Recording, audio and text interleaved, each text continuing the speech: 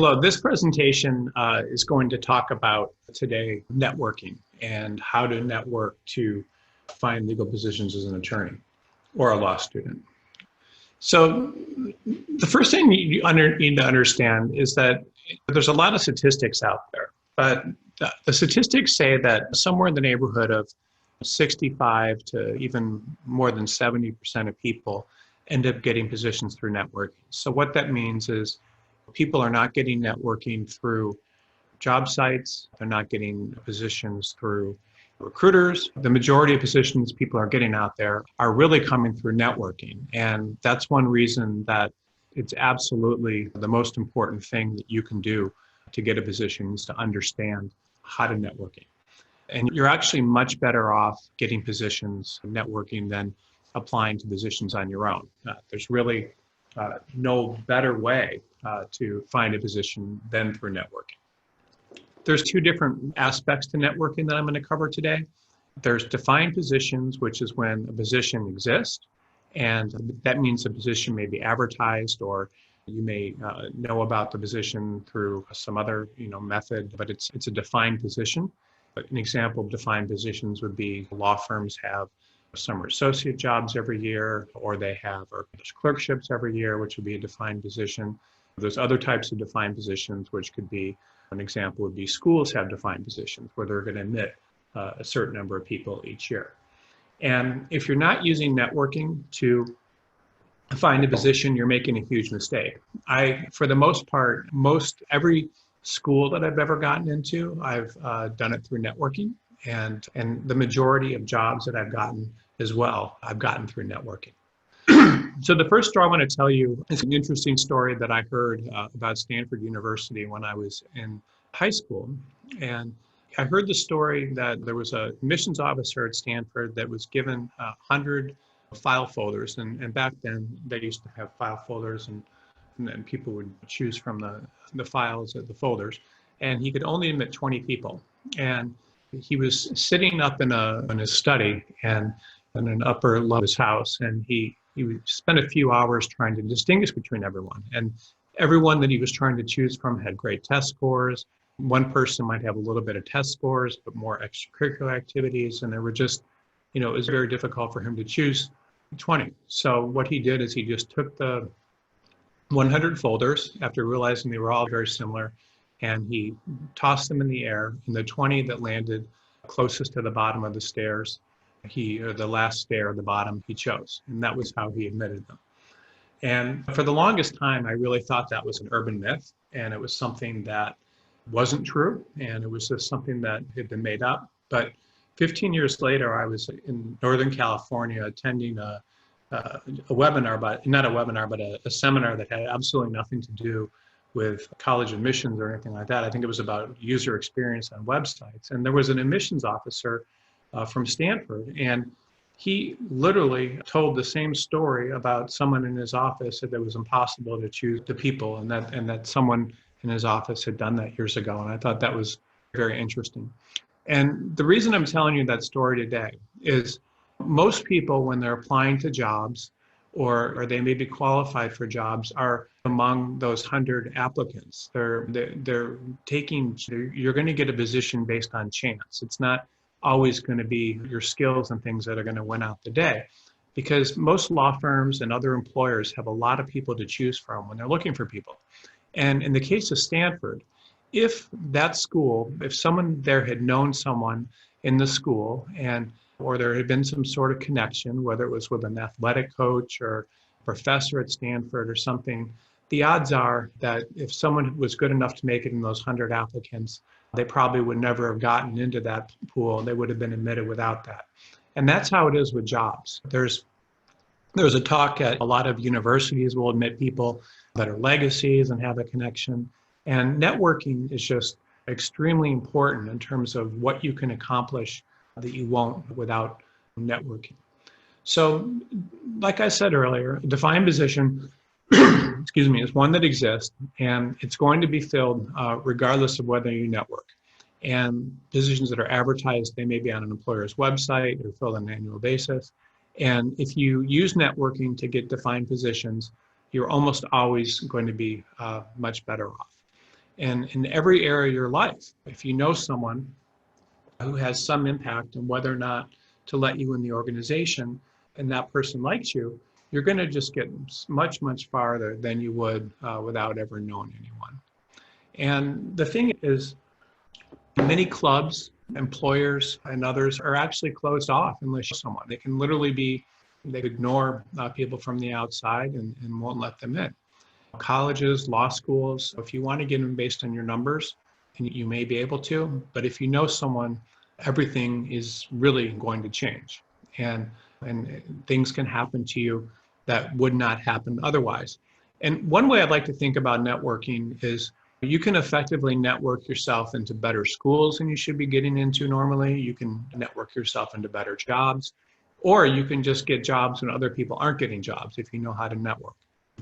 So I'm going to tell you several personal stories today, because I think a lot of learning in terms of the subject matter you can learn through networking. And as I was working on this presentation, I really started to realize that whether it is clubs I belong to or the people that have helped me the most in business or in my professional life and even my personal life have come through the ability to network effectively. And every time I've networked, I've been able to achieve something that I normally wouldn't. I've been able to meet very famous people. I've been able to get into good schools. I've been able to get into really good jobs. And it all comes through networking.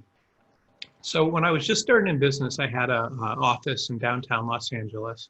And there were 3 clubs that everybody that worked downtown tend to belong to. There was a Los Angeles Athletic Club, and then there was another club called the Jonathan Club, and there was another club called the California Club. And these are places where people would go to eat at lunch or after work, and then they would have gyms and saunas, and then if you had guests come in from out of town, like they could stay there. And the one I joined was the one that anyone could join, which is the Los Angeles Athletic Club. And that club you can just walk into and anybody off the street can join.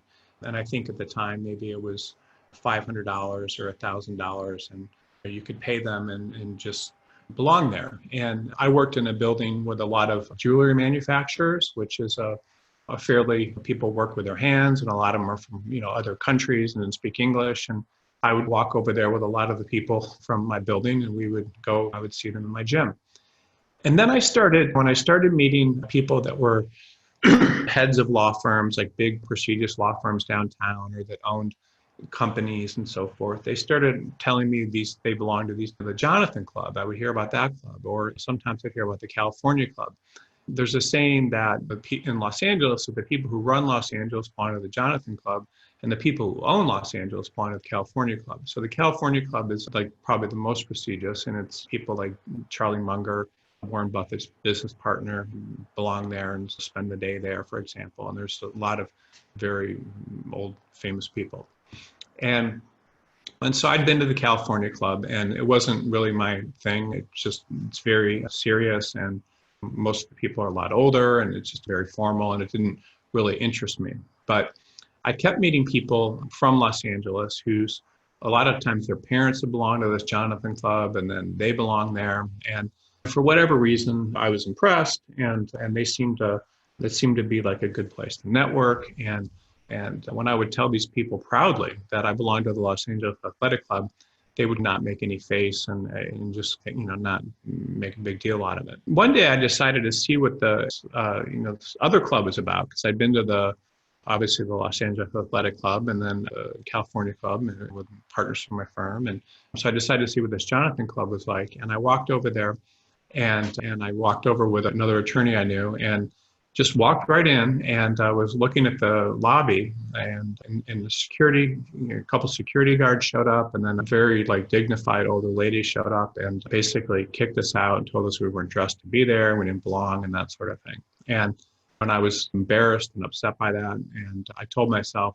that I would learn how to get into this club and one day go say hello to this woman, which I ended up doing.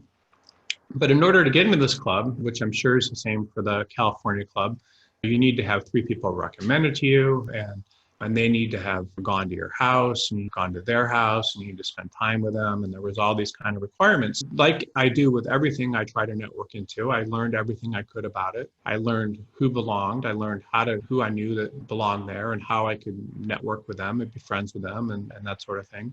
And ended up getting in the club, I don't know, 2 or 3 years later after that period of time. And it's like that with anything, and it's a nice place. It has a place where you can go to the beach and some other things, but it was just an exercise in networking. And everything like that is an exercise in networking. If you want to get into places like that, you have to network. And that ended up helping me network into all sorts of other business opportunities and people that ended up helping me in my career. So it ended up being a good thing that I did.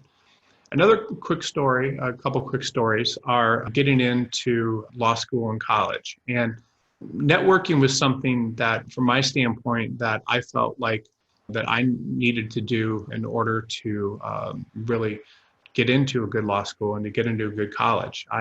The law school I wanted to go in to get into, admitted at the time from out of state, University of Virginia, about maybe 7% of the people or something like that. It might even have been lower. And the numbers were very high from out of state. It just was a really hard place to get into because they only had about 100 spots or something like that. And then everybody else had to be from in-state, because back in a long time ago, they used to get most of their money from the state. So the state required them to admit most of the people from in-state.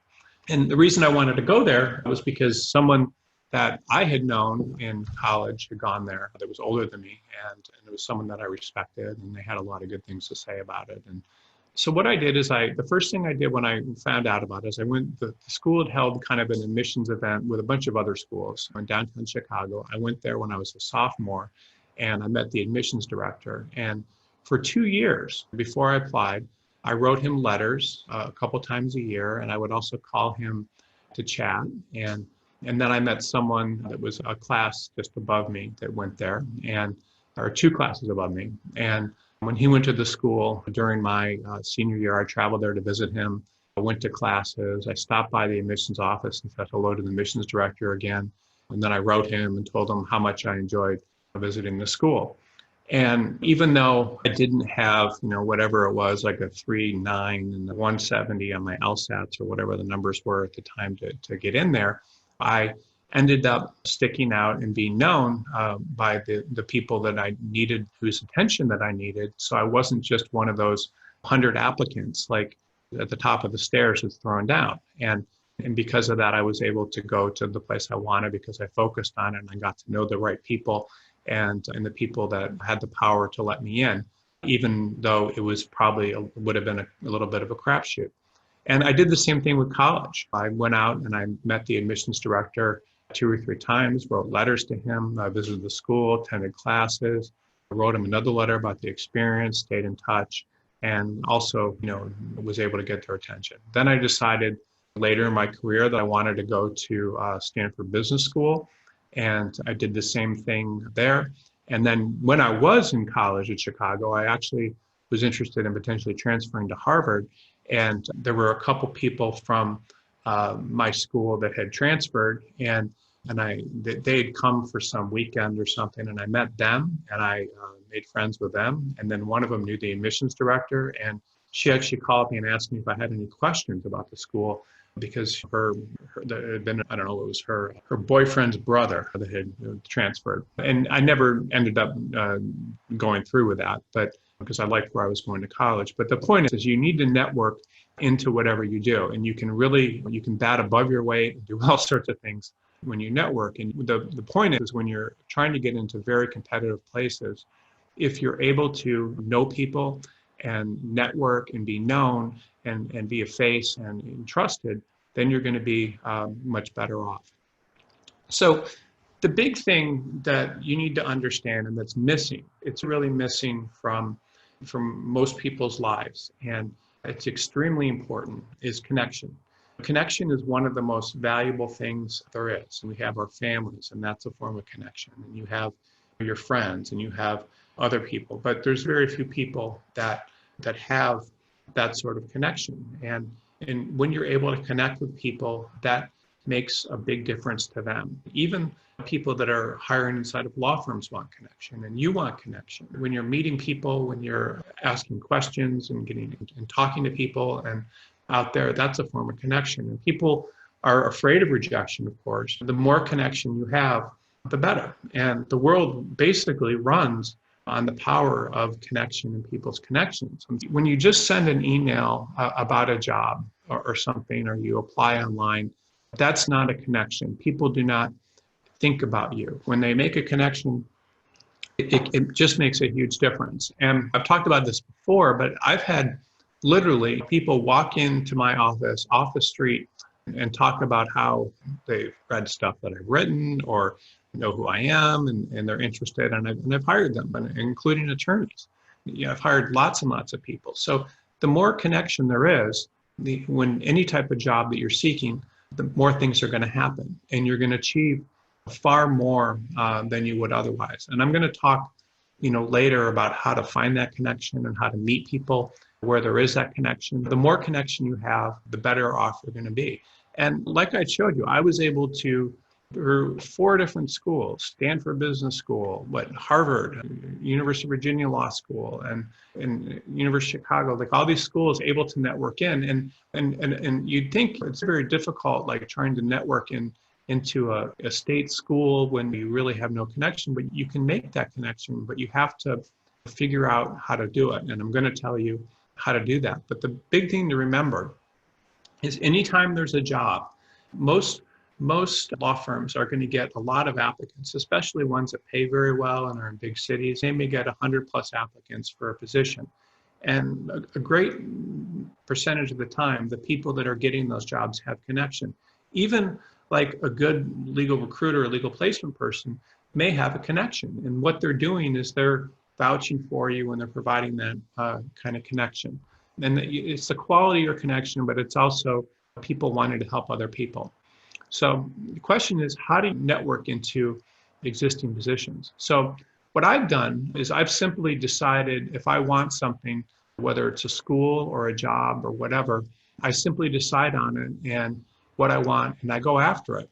And when I meet people, I ask them questions and I find out information.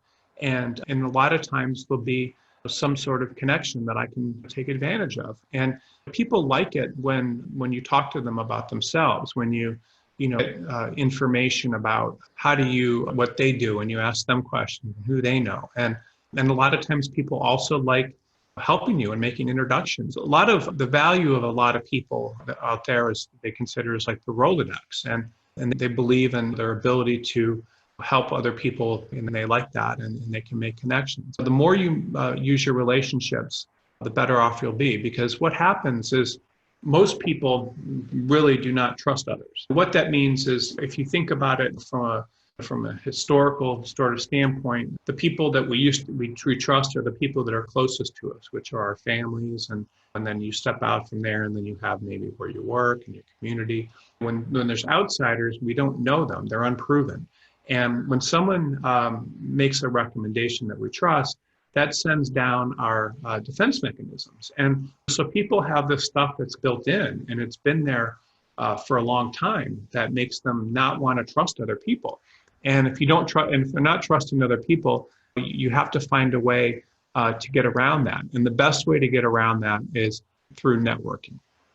In a law firm, it's very important to understand that, especially, there's kind of 2 aspects to when you're looking for a position in the way that law firms and legal employers are thinking, because there's lots of bad attorneys out there. As a matter of fact, a good portion of attorneys are bad. And what is a bad attorney? A bad attorney may be someone that just has a bad work ethic. They may lie. They may actually just not be good. They may not pick up on things. I was in a law firm once, and this is hard to believe. It was a graduate of an Ivy League law school. And this person, 3/4 into their first year, was having a difficult time understanding the difference between state and federal law when it comes to case law. And obviously I guess if you try to conceptualize the differences and why one's important and how they interact when you're fighting in the federal state court, but this person couldn't understand it. And that would be an example of an attorney that was just having a hard time and may not be good. There's people that are bad writers. There's people that don't get along with their peers. There's people that cut corners. So there's all these things that can make a good and bad attorney. And so what happens is law firms and everybody, when you're interviewing with them and talking to them, they're really trying to understand if you're going to be good or you're going to be bad. And they don't know. And so that's what they're looking for. And if they can come up with a reference, many times they're going to, and a reference meaning someone that's worked directly for you that may recommend you and can say good things about you, that's positive. Because the thing is, if they talk to another attorney in your existing firm, the odds are very good that no one's going to say anything bad about you. And I know that a lot of times attorneys can be paranoid that they could be blackballed or something, but that's very rare, unless you've done something like probably illegal, would be what I'd have to say. But for the most part, attorneys do not say negative things about others. They don't talk negatively about attorneys that leave their firms or the attorneys they used to work with. And the reason for that is because they don't want the same thing being done to them, but it's just an unwritten rule. Attorneys, like if someone is recommended by someone, it can help quite a bit. In addition to defined positions, one of the things to understand that's very important when you're searching for a job is the majority of placements that I make are for positions that are really not even defined. They're just the firms or companies may have a need, but they haven't even advertised it, or they may have advertised something in the past, but they really haven't advertised anything yet. And a law firm will hire you many times if they have work to do and can make money off you, just like the same thing with a company. And a couple of examples that I have, I took a class with my wife and with a rabbi. And after the class, the rabbi stayed in touch with me and would send me notes, and I would send him notes back. And then a few years into this kind of relationship, the rabbi said that his son had a friend who had just graduated from a top 5 law school and couldn't find a job because he was 19 years old, which I guess he was the youngest graduate ever to graduate from that law school.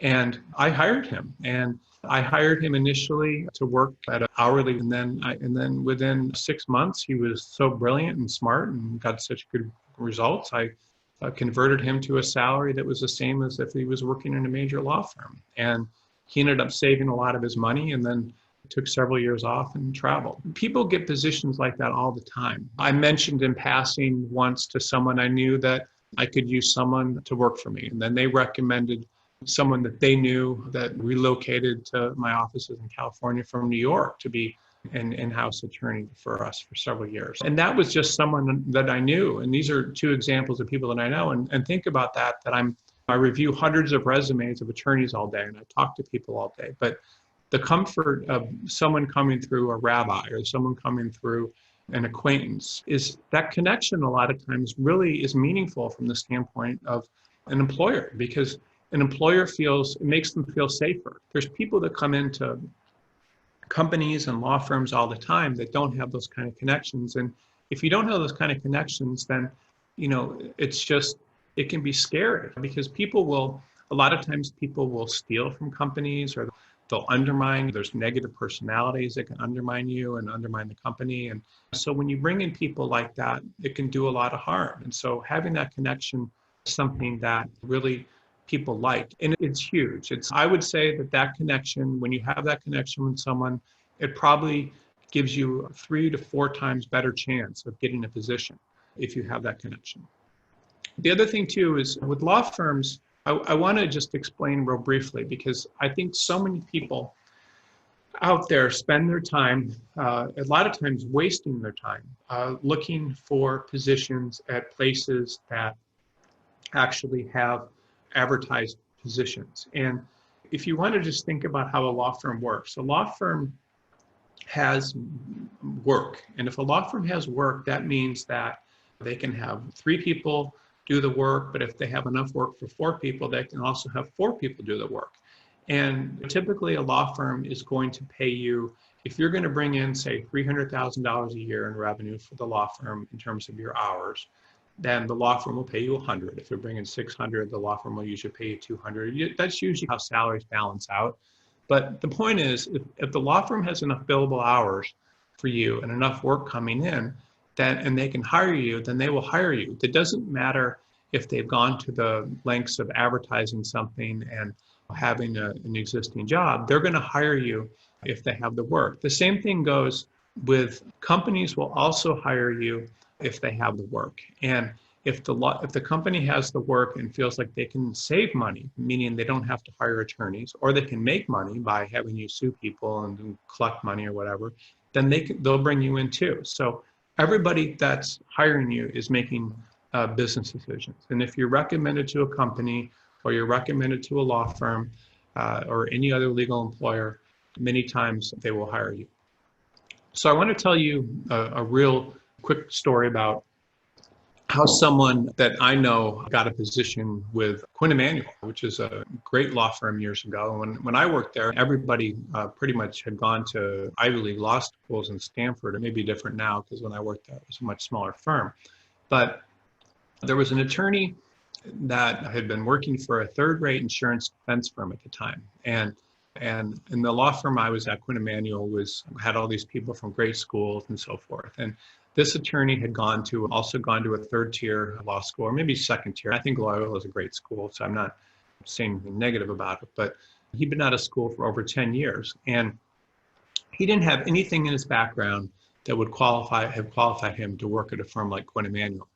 But his father was an attorney at a big, and actually had a law firm, and so he was very competitive and wanted to get ahead. And one day he had the opportunity to take a case where he would be against Quinn Emanuel, a partner from that law firm. And he took the case. And during the course of the case, the attorney got to see his writing ability. And he wanted to also show him when they finally got to trial that he was qualified to work at a firm like that. When the trial happened, he would meet with an attorney for lunch. He did a good job trying to negotiate with him, but he also expressed, some mild dissatisfaction with where he was working.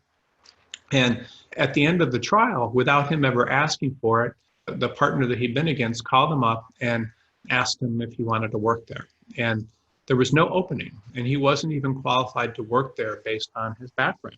But because he had done such a good job making that connection with an important partner, he was able to get a position. He personalized himself. He asked the partner about himself, and he networked, and he made that happen. And this sort of thing happens all the time. You can go to work for opposing counsel. You can go to work for a company that you represent or that your firm represents. And there's all sorts of ways that you can get positions. And you need to really think in terms of when you want something, how do you go about meeting the people and impressing the people that are going to be able to hire you. And in this case, this attorney had spent 10 years trying to be the best attorney he could be, never would have had the opportunity. If he just applied to that law firm by sending in a resume, just imagine what would have happened. It would have just bounced instantly. Nothing ever would have happened.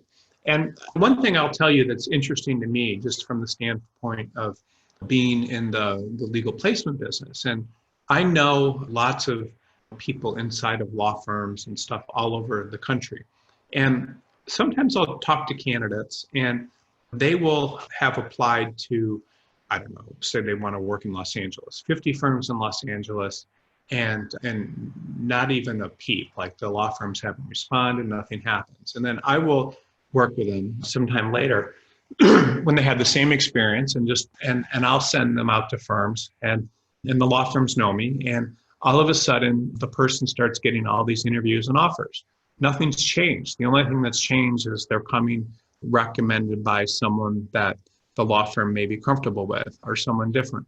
When someone's recommending you, many times that can help. Now, it's not to say that networking with someone inside the law firm that works there is always the best thing, because it's not. And I'll just, tell you one quick story is a lot of times people will give their resume to an associate that they knew or a classmate from law school. And that can work to some extent, but the problem is you never know that person's standing really in the law firm, or you never know if that person knows negative information about you and they may pass that along. You just never know.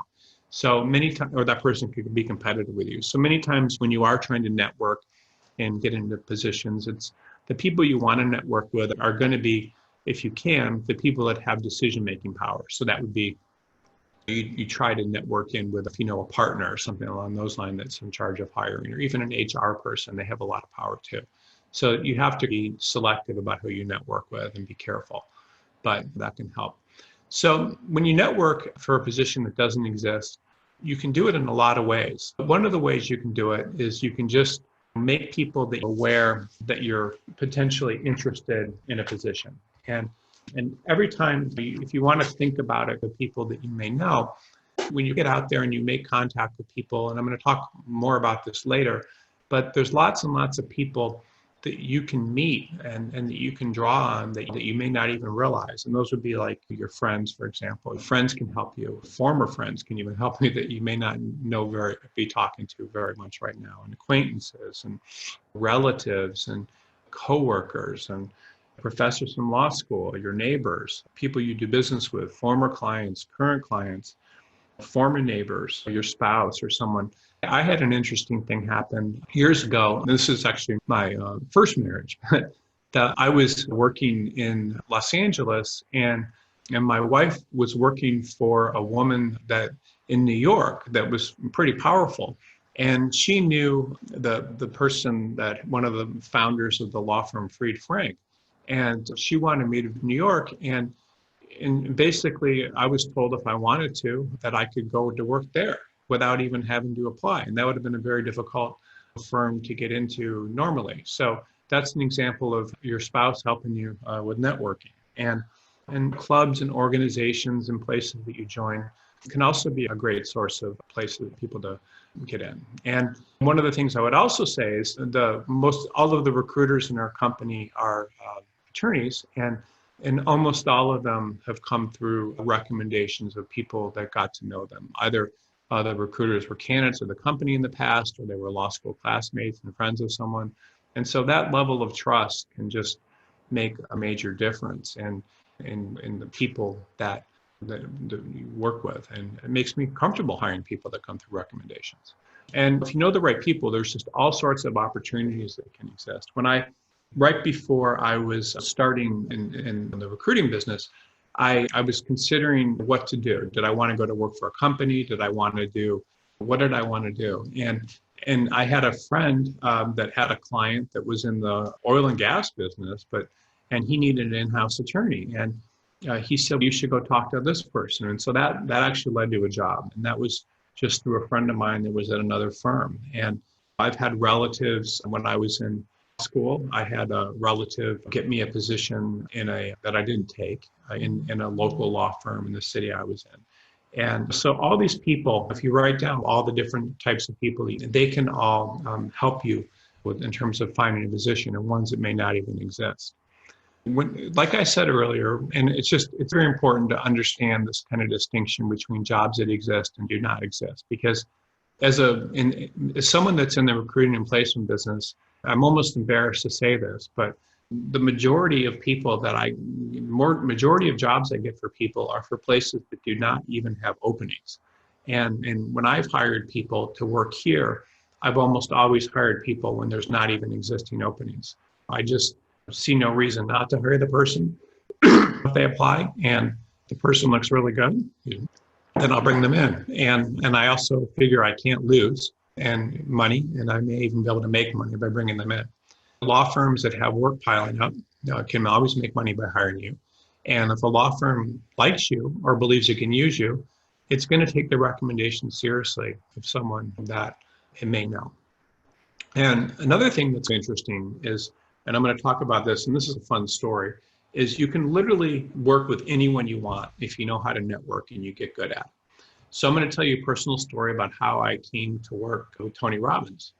So when I was about 5 years into being a recruiter, I went to a placement and a seminar. And the seminar was really not a very good seminar. It was by Jack Canfield or something like Chicken Soup for the Soul. And it was just all these people that got up and tried to sell something. And I thought I was going to learn, but it was all about, they would teach you something and they would try to sell you something, which is how a lot of seminars are. But at one point, this guy got up named Chet Holmes, and he got up and made a talk, and he talked about how he'd worked for Charlie Munger who used to own the Los Angeles Daily Journal, which is a legal publication. And he'd worked helping Charlie Munger with some legal businesses. So when I heard that, when I heard Chet talk about that, I was very interested because that I'm in the legal business, and they were doing stuff similar to what I was interested in. And so somewhere at some point during his talk, he let drop in that he knew Tony Robbins or something, or had done something for Tony Robbins. I don't know what it was.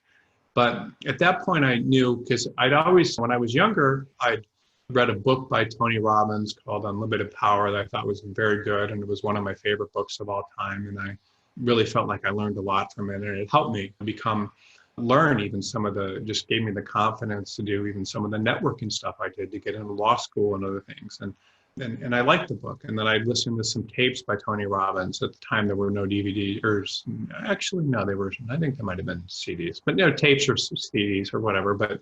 And I really benefited from those. And so I always looked up to Tony Robbins. I'd seen him on television, and I decided that I'd like to meet Tony Robbins someday. And so what I did is I talked to Holmes at the seminar, and Holmes didn't really pay much attention to me. There was a huge crowd of people around him. But I purchased a course that he had come out with, that he was selling at the seminar, and it talked about ways to get business, or I don't know, he had his marketing tactics or something. And I listened to it. Then I called Chet, got in touch with him on the phone, and asked him if he'd be interested in doing some consulting work for one of my businesses. And I hired him to interview my employees and put together some stuff. And then I spent a day with Chet, meeting with him, and we got along well. And I actually never hired him to do like a big consulting program. I just hired him to take a look at the company and spend a couple of days doing that and write a short report. But I stayed in touch with him, and I ended up making friends with him. I had dinner with him a few times when he was in Los Angeles. I met his daughter. I had him over to my house on a couple of occasions when I had parties, and I got to know his family well and his wife. And I always told him he should write a book, and then he started writing the book that became a #1 best-selling book called The Ultimate Sales Machine. I read drafts of it. I spent a lot of time giving him feedback on the book, and then right before the book came out, I gave him a testimonial, which is still on the cover of the book. And I became a huge fan of his and a good friend of his. And he'd never had anybody really, I don't think, follow his advice so closely and be a real fan of his and want the best for him, which I did. And I liked him. And I got involved with him from the standpoint that I really was interested in the stuff he was talking about and doing. I liked his connection with Charlie Munger and how he'd grown businesses and his ideas and his passion for what he did. And I never even talked about Tony Robbins in the whole thing. And then he and Tony Robbins did a seminar together after Chet's book came out, and Chet and I think Tony Robbins got interested in working with him because he started becoming very well known. And I went to the seminar, which I thought Chet charged me $10,000 to go to it, which was the price everyone was paying, but I still went. And anyway, so when I went to the seminar, I told Chet I'd love to sit down and meet with Robbins. So he arranged a meeting, and I went into this room, and Robbins was sitting there in all black, and then there was this kind of room off the side, like in the conference room, and I was just with Chet, just Robbins, and I hit it off with him. I spent maybe an hour and a half talking to him, and I was very impressed with him. And I explained to him the effect he had on my life and the stuff that I'd read about earlier with him, and how much I admired him, and how much I'd like to work with him in the future. I told him about a few business ideas that I had to work with him, and created a presentation to give to him for these business ideas. And then Robbins actually, after the seminar, invited me to his home in Fiji and put me up in he's got houses there, and I spent a week with him there. And then he invited me to go with him to Australia. And I stayed in touch with him for several years. And then he had two companies. One is a personal development, another one's a business development. I took a role there as a chief technology officer, which I'm not a tech person, but anyway. And then I even ended up speaking at his seminars about business. I wrote a book to give out of the seminars, and did some other stuff. So that was a way that I networked into something like that. And the thing about networking and something becoming someone that knows Tony Robbins and stuff is that's not an easy thing to do. You think about the millions of people that would like to meet someone like that. But the way I was able to do that was by networking with someone that had access to him and that would be, and that I was able to impress. And so when I did ask to meet with Robbins at the seminar, Chet was more than happy to introduce me and provide a very enthusiastic recommendation because I'd also been Chet's biggest fan. And I created a job based on that and my ability to network into it. The question is, how do you network into a legal position? And what is the best way to do that? And the first thing is need to know exactly what it is that you want. And you need to and the only way to really know what you want is to expose yourself to a lot of different ideas and things about what you want. And you have to have really good reasons for it. And because you're going to have to really impress a lot of people along the way. When I wanted to go to University of Virginia Law School, I knew what I wanted. When I wanted to go to the college, I knew what I wanted. When I wanted to go to Stanford Business School, I knew what I wanted. When I wanted to work with Robbins, I knew what I wanted. And when the guy that got a job with Quinn Emanuel wanted to work there, he knew what he wanted. And so you have to know what you want. And that's really the problem. And we will discuss in subsequent weeks all sorts of stuff about goal setting. That's going to change your career if you really understand that and you understand, what it is that you want and what you're good at and what you can offer. But you have to want it. You have to really, and you have to have reasons, for wanting something. And so if you don't have those reasons, then that's going to hurt you quite a bit. So the way you really do all this is once you know what you want, and I want to just be very clear, about what you want too, before I talk about this, is you really need to think about what it is that you want and what you don't want. And sometimes what you can write down is you can write down what you want and what you don't want. And if you know what you don't want, then that's going to help you with what you want. But it's actually not a true story. There's some truth to it, but it's not a true story. But there was a story that used to be circulated a lot that in I don't know, in like the 1950s or something, that they had, or 1940s, they'd asked everybody that was graduating from Yale College what they wanted to do or what they wanted to be, or what was their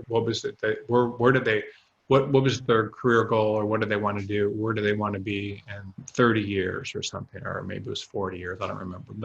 And the idea was that they took those 1,000 people, and out of those 1,000 people, only 50 with any definitiveness could write down what they really wanted. And then at the end of those 30 or 40 years, they came back and they asked those people what they were doing, and the people that had goals and their net worth or something along those lines. And the idea was that 5% of the people had more net worth and were happier and better adjusted than the 95%. And not only that, but the 5% had something like 2 times as much net worth, just that 5%, than the 95% that didn't. And certainly finances aren't everything, but the other point was they were happier. And so when you have a goal and you have something that you want, then you can go after it, and then other people will be in position to help you. And a lot of this goes to the fact that you really need to want to be a lawyer, and you really need to want to work in a law firm or for a judge or for a company or wherever it is you want to work, but you really need to do that. So I wrote down, or told you earlier, and I will send you a link where you can get this list. For your friends, former friends, you need to write down between the 1 and 500 people that you may know. And with those people, once you write down those people, just remember that if each of those people knows 100 people, and you go 100 times 100, that's 1,000,000 people. So you have the ability to really reach out and potentially contact a lot of people if you contact all those people.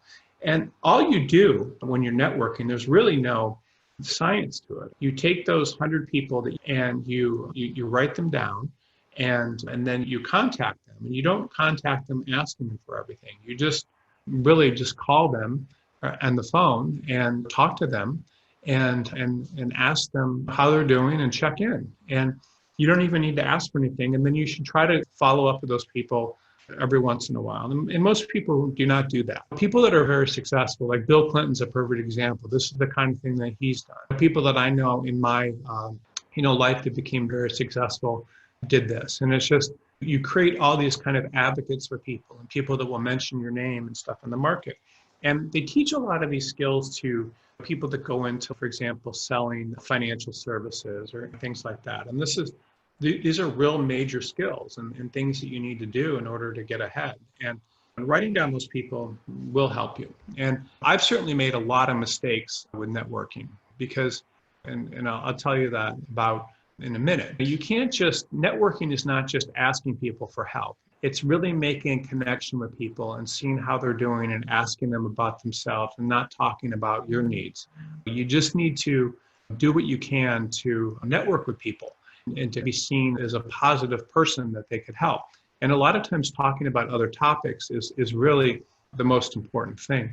When I talk to people looking for jobs every day, and I talk to employers hiring people every day, and I would say that when I talk to someone about their job search, more than 70% of the conversation, or even 80%, is about nothing to do with the fact that person about what they're searching for. It's about them personally. It's the same thing with law firms and people, because it's about the connection, and the connection is really what's most important. People like people that make them feel good about themselves. A friend of mine, or not really a friend, more of an acquaintance, told me, his name is Jay Abraham, and he's a kind of a marketing person that I met through Chet Holmes. He told me that one time he was on a plane and he was on like a 3-hour flight, and he was sitting next to someone, and he asked that person the whole flight questions about themselves. And the person wasn't anybody in particular. They were just someone that he happened to be sitting next to. And Jay said he didn't say a single word the whole flight, hardly. He just kept asking the guy questions about himself. And at the end of the flight, the guy said to him, "This has been the most interesting conversation I've had in a long time." And it wasn't a conversation, it was a one-way discussion. But the point is he was able to make a connection. And when you ask people about themselves, it can make a huge difference. Most people will wonder why you're calling if you haven't spoken to them in a while.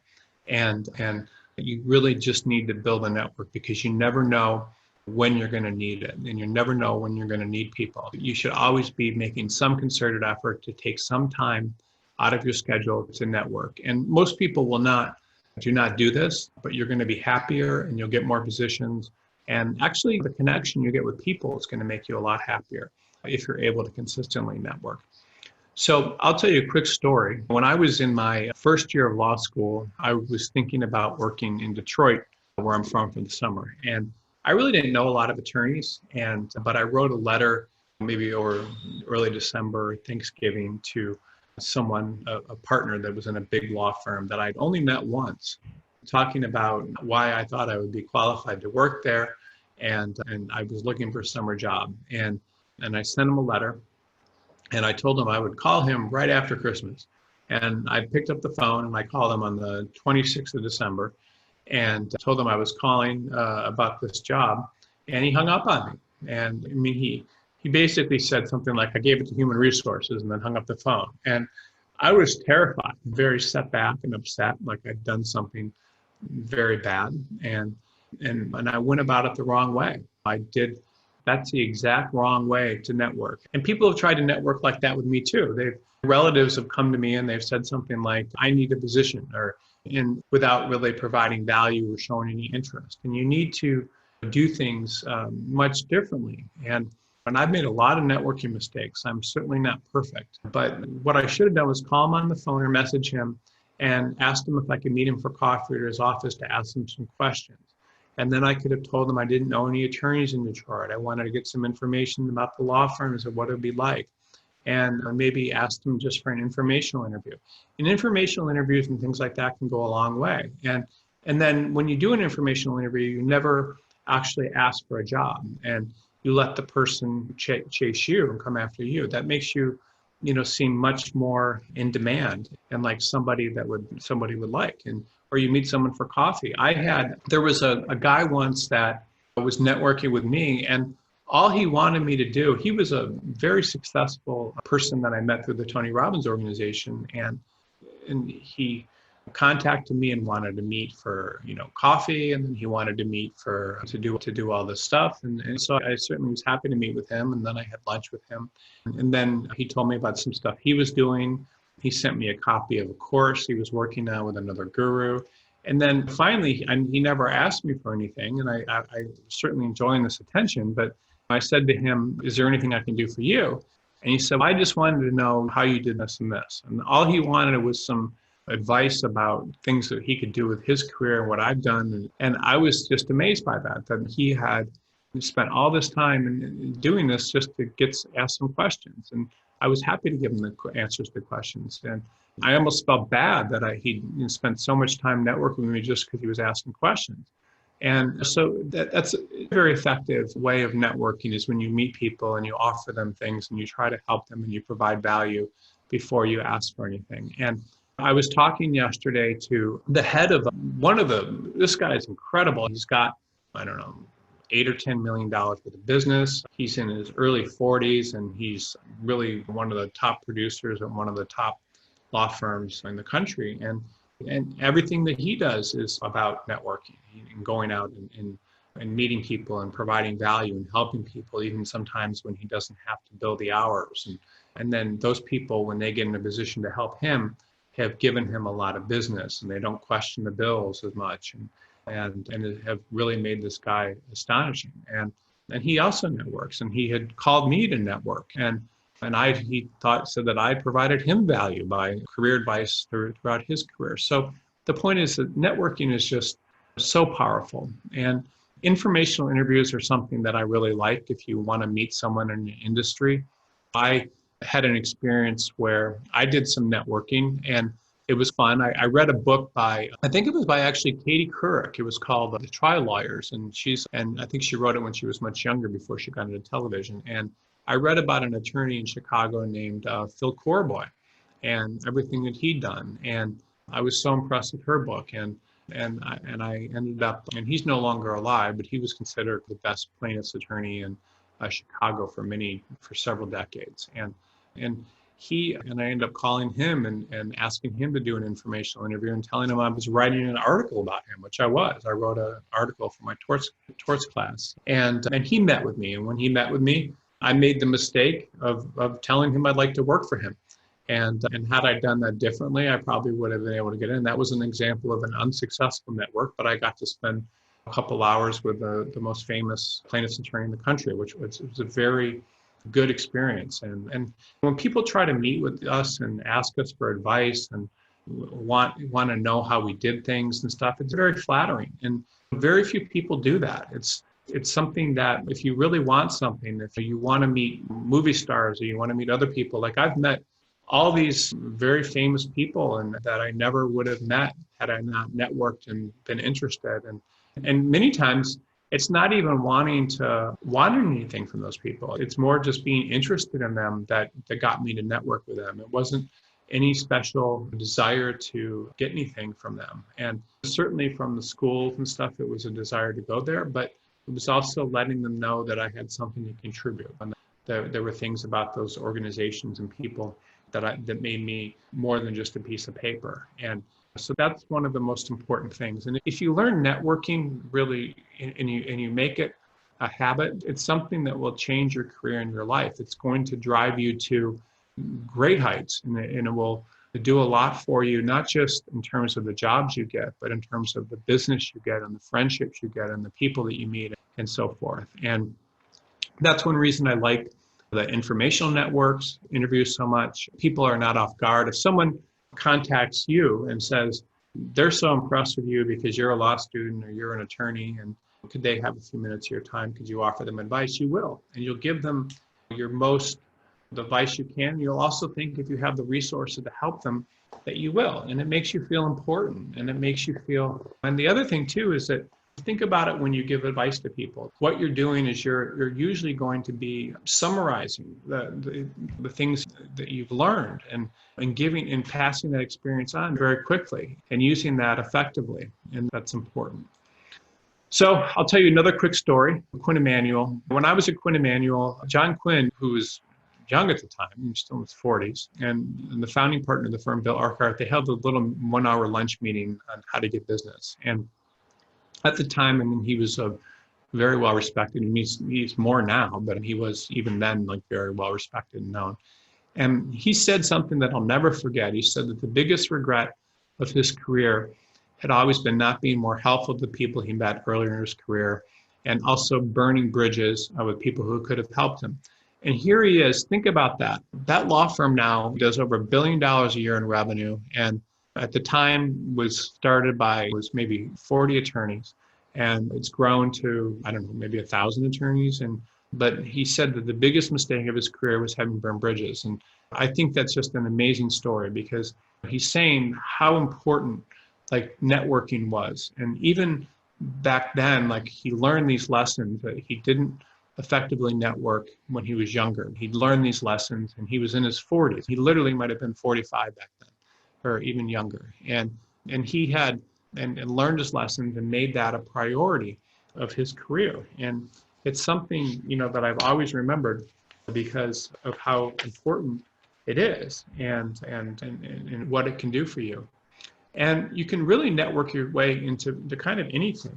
Years ago, I had spent time with the founders of a company called Vault, and I had tons of them and gone out and networked and met with them. And then what had happened was, I think they'd sold it to they'd sold it to a private equity company, but one of them had still stayed on, and I knew these guys very well. And then I got a call from this private equity firm that had been recommended, that wanted to buy or wanted to merge my company into Vault, and I was going to have half of Vault, and they were going to have half of my company, and then they were going to give me some money. I never ended up doing it because I wanted to stay independent, but that would have been a life-changing thing. And good things can always happen when you're networking and meeting people.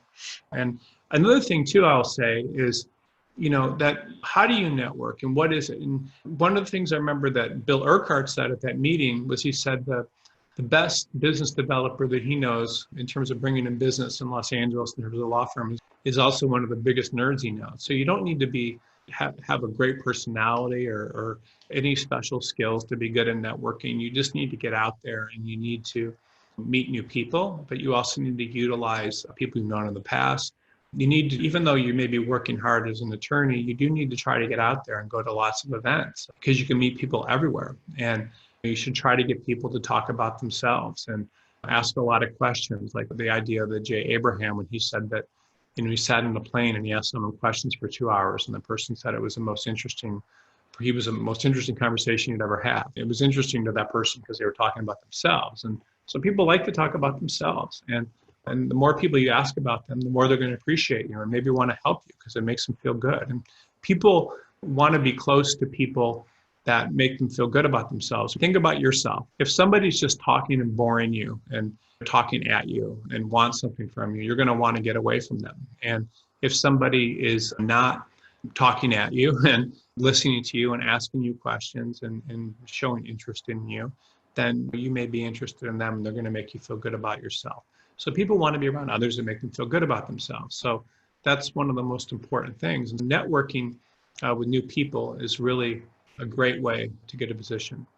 And most of the most successful business people and entrepreneurs out there really attribute to their success to having meeting new people and networking. If you read the biographies of whether it's Jeff Bezos or Steve Jobs or who the people or presidents or important politicians and so forth, most of them, if it wasn't for networking and meeting people and getting people to believe in them, never would have gotten to where they are. People share ideas, they share shortcuts, they share jobs, they share all sorts of things. And you need to do whatever you can to get out there and constantly try to meet new people and join groups and things that you're interested in, and do it all you can. It's crucially important. It's important for business development. It's important for really getting jobs. It's important for people smoothing things over and bringing you in. And just remember that pile of the image of 100 applicants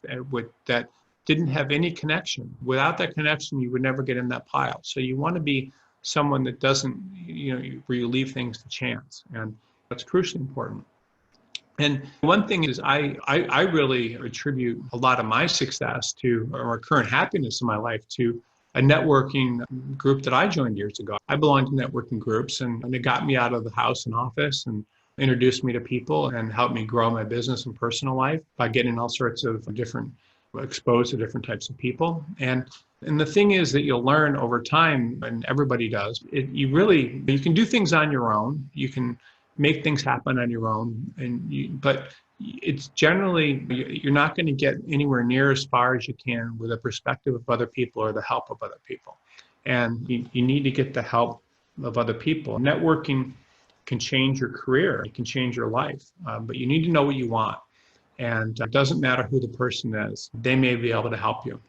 So I'm going to take a quick break, and then just for 30 seconds to a minute, and then we'll come back and finish up with Q&A if anybody has any. So does anybody have any questions? Oh, actually, I'll answer this. There's one question right now. Someone says they're interested in this current webinar, the PowerPoint for the presentation for the webinar. So the PowerPoint is up. There's a recording that shows the PowerPoint, but there'll be a PowerPoint. I can put the PowerPoints of the presentations up. And there's webinars that we're doing every single week. So this week we're doing how to network, and then next week there'll be a new webinar. So every week on Wednesday we do a new presentation. And that's the answer to that question. Are there any other questions? How often should you check in with someone that you met through networking? Well, that's a good question. The question would be, you want to try to find some commonality and interest in things that you can do together. It's almost like developing a friendship, but at the same time, I would say every 6 months is good to check in with someone. Okay, if there's no further questions, thank you everybody for showing up. Oh, let me see, one more question. Any suggested methods to overcome anxiety when trying to network?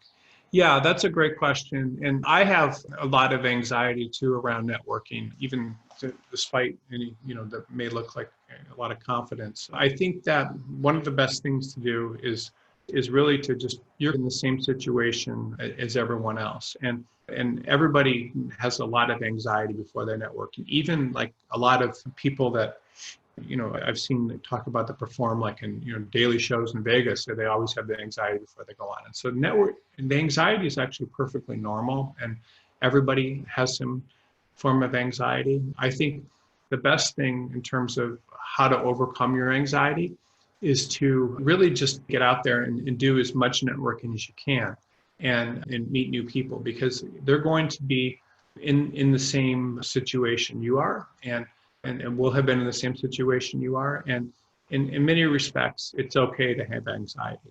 One thing though that I would say in terms of working on your anxiety is, as an attorney, regardless of your practice area, a lot of what you're doing is you're responsible for helping other people network, whether it's in the courts or in business and so forth. So a lot of times what I would do is just imagine that you're your own client, and like, how would you handle that, and what would be a good way of doing that? So let's see, is it okay to ask a former employer connections for leads to other jobs? Yes, that's a great question. It is okay to ask a former employer for connections and leads to other jobs. And I think that if you're asking that question, it means that the former employer probably thinks that you did a great job there. And also, sometimes you may actually want to go back and work for the former employer too. Are there any more questions that I can answer about networking? Okay, well, just a couple housekeeping items. We will put the PowerPoints up, and then if anybody has any questions during the week, we'll send out some questions where you guys can answer after you've watched the webinar. We're going to do another very exciting webinar next week, and then I'm trying to think of any other questions you guys may have that I can answer. Yeah, I think that's about it. So thank you for being on the webinar today. Thanks.